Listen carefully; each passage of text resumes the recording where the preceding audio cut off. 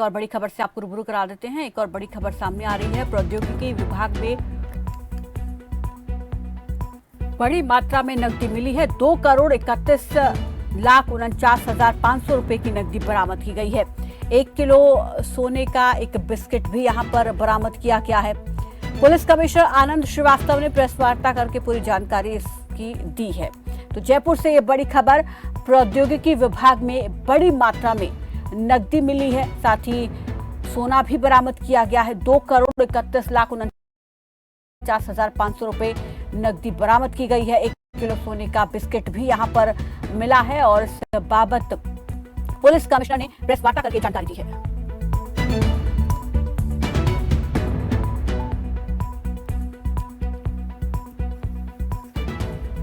जो राशि सूचना प्रौद्योगिकी विभाग से बरामद की गई है, उसको लेकर जानकारी साझा की गई है प्रेस कॉन्फ्रेंस के जरिए। उस विभाग में बहुत दिन से एक अभियान चलाया जा रहा है कंप्यूटराइजेशन के तहत कि जितनी भी फाइलें हैं, जितने भी डॉक्यूमेंट्स हैं, उनको कंप्यूटर पे स्कैन कर दिया जाए ताकि वो डिजिटल फॉर्म में आ जाए। तो उनका अभियान चल रहा है। उसमें 2 अलमीरा थी जो कि बंद थी और उसकी चाबी उन्होंने कल भी ढूंढी, वो नहीं मिली। आज भी जब फिर उन्होंने कहा कि इसको निकाल करके ये 2 अलमीरा हैं, इनका भी जो रिकॉर्ड है उसका भी हम स्कैन करा के डिजिटलाइज जो करने की प्रक्रिया है उनके विभाग में वहीं चल रही है वो। तो उसके लिए उन्होंने फिर जब चाबियां नहीं मिली तो उन अलमीराज को तोड़ा गया, जो उनके टेक्निकल लोगों को बुला करके या हेल्पर्स को।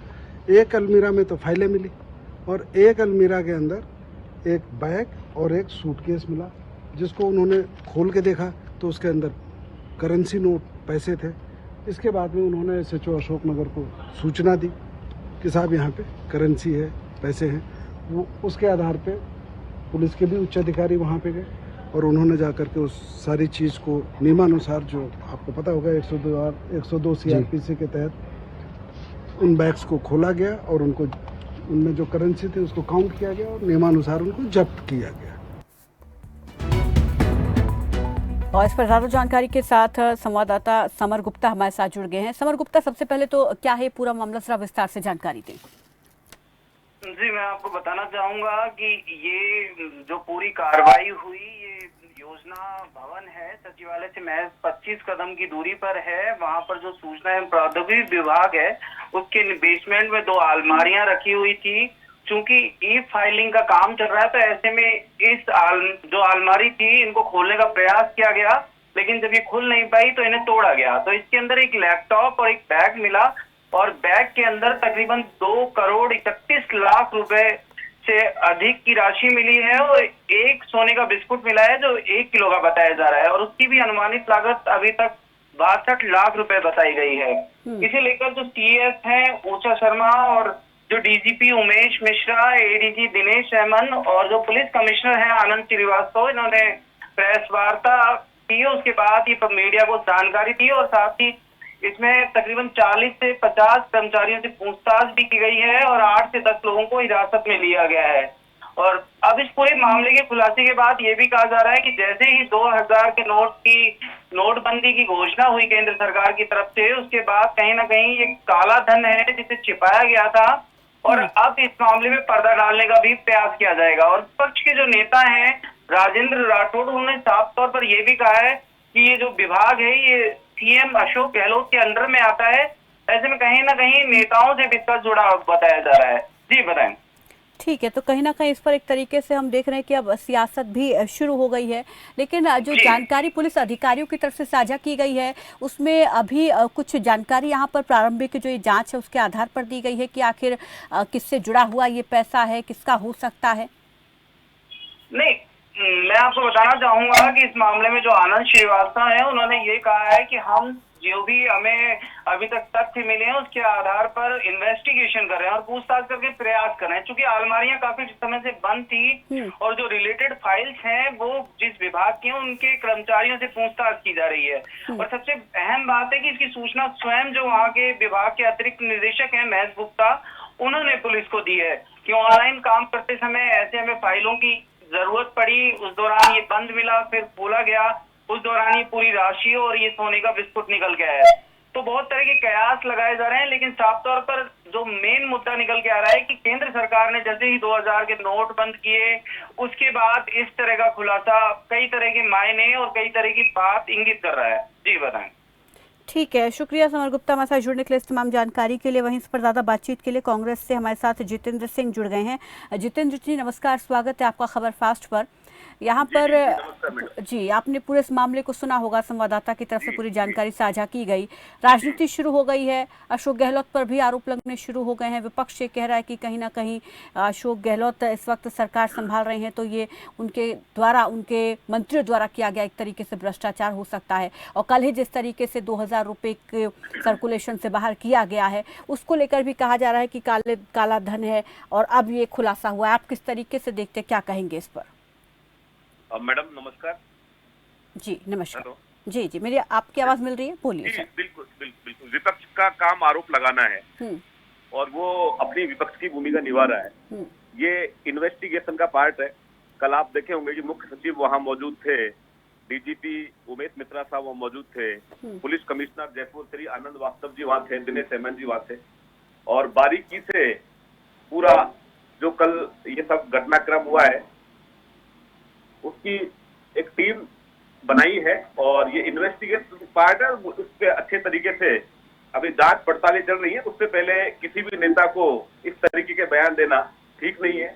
और रही बात राजनीति की कि मुख्यमंत्री जी के ऊपर आरोप की मुख्यमंत्री जी का डिपार्टमेंट है, मुख्यमंत्री जी का डिपार्टमेंट है, ये सच है, लेकिन जो इतना बड़ा ये घटनाक्रम हुआ है तो इसमें मुख्यमंत्री जी ने अपनी विशेष भूमिका निभाते हुए, कर्नाटक में रहते हुए ये कहा है कि इसका दूध का दूध पानी का पानी होना चाहिए। इस पे टीम गठित की जाए, कौन किस तरीके के लोग हैं जो इसमें शामिल थे, और उन्हें बख्शा नहीं जाएगा। तो इसमें राजनीति कहां से आ गई? जी जी, शुक्रिया जितेंद्र जी हमारे साथ जुड़ने के लिए, इस तमाम जानकारी के लिए। तो यहाँ पर अभी फिलहाल जांच का ये विषय बना हुआ है। खुद मुख्यमंत्री कह रहे हैं कि दूध का दूध पानी का पानी होना चाहिए, जांच की जानी चाहिए। हालांकि विपक्ष को एक मौका मिल गया है कांग्रेस को घेरने का। फिलहाल इसमें जांच की जा रही है। कई जो कर्मचारी यहाँ पर काम करते हैं उन्हें हिरासत में भी लिया गया है।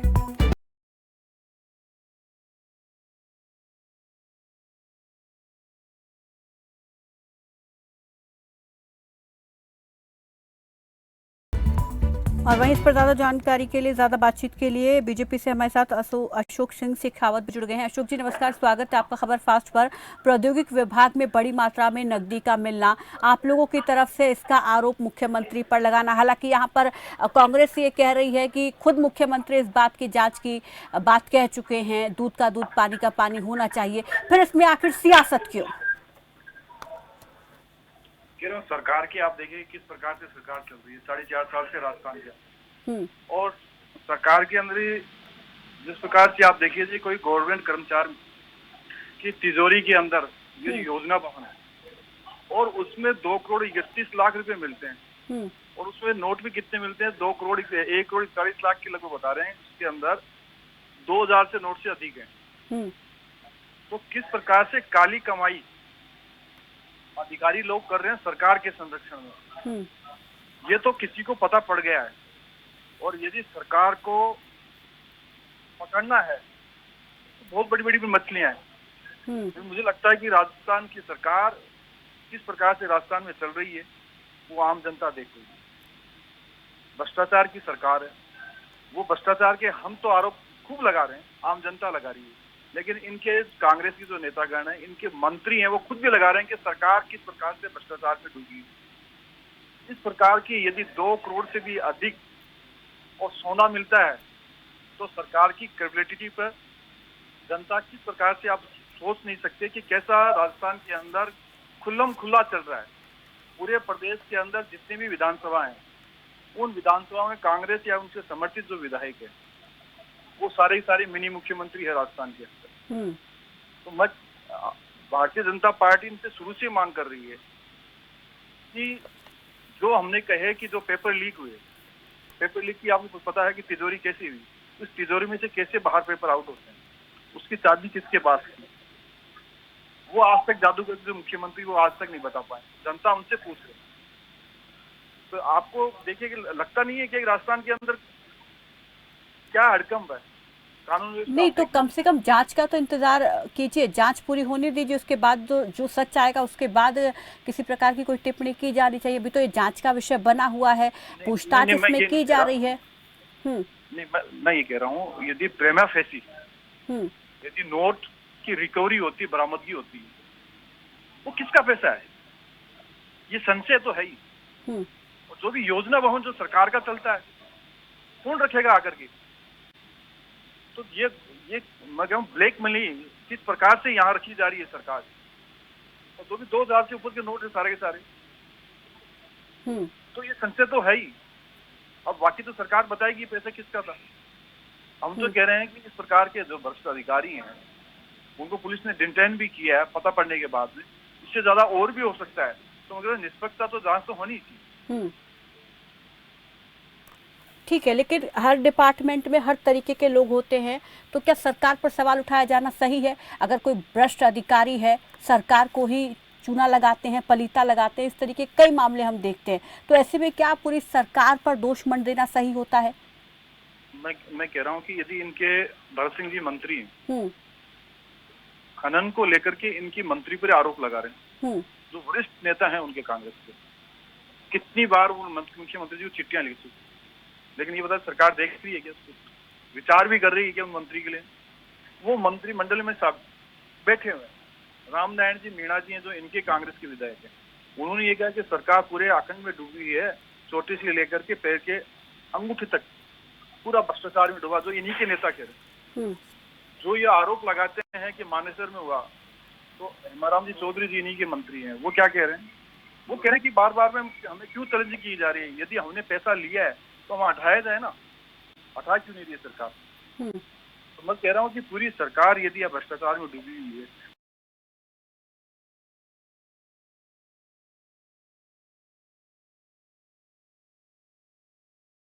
तो नीचे की ब्यूरोक्रेसी है वो उससे कैसी उत्सुची रह सकती है? उसकी कड़ी है वो, और वो पैसे कहाँ से जाते हैं? तो हम ये तो कहें कि भ्रष्टाचार यदि मंत्री आरोप लगा रहे हैं, जनता आरोप लगा रही है, विधायक लगा रहे हैं, कार्यकर्ता लगा रहे हैं, पदाधिकारी लगा रहे हैं, कांग्रेस के, फिर सरकार नीचे बैठी हुई, तो हम उसके ऊपर नहीं लगा रहे कि सारी ब्यूरोक्रेसी पूरी खराब हो जाएगी। हम नहीं कह रहे ब्यूरोक्रेसी खराब हो जाएगी, लेकिन आपका यदि मंत्रिमंडल ही भ्रष्टाचार में पूरा डूबा हुआ है और उस पर आक्षेप इन्हीं के लोग लगा रहे हैं, तो इससे ज्यादा क्या होगा? ठीक है, शुक्रिया अशोक जी हमारे साथ जुड़ने के लिए, हमसे बातचीत करने के लिए। फिलहाल अभी जांच का विषय है, जांच इसकी की जा रही है। कई कर्मचारियों को हिरासत में लिया गया है, ये पूछताछ की जा रही है कि आखिर ये पैसा कहां से आया, किसका है। फिलहाल कल अलमारी से जो पैसे मिले हैं उसको लेकर सियासत भी शुरू हो गई है। विपक्ष सरकार को घेर रहा है।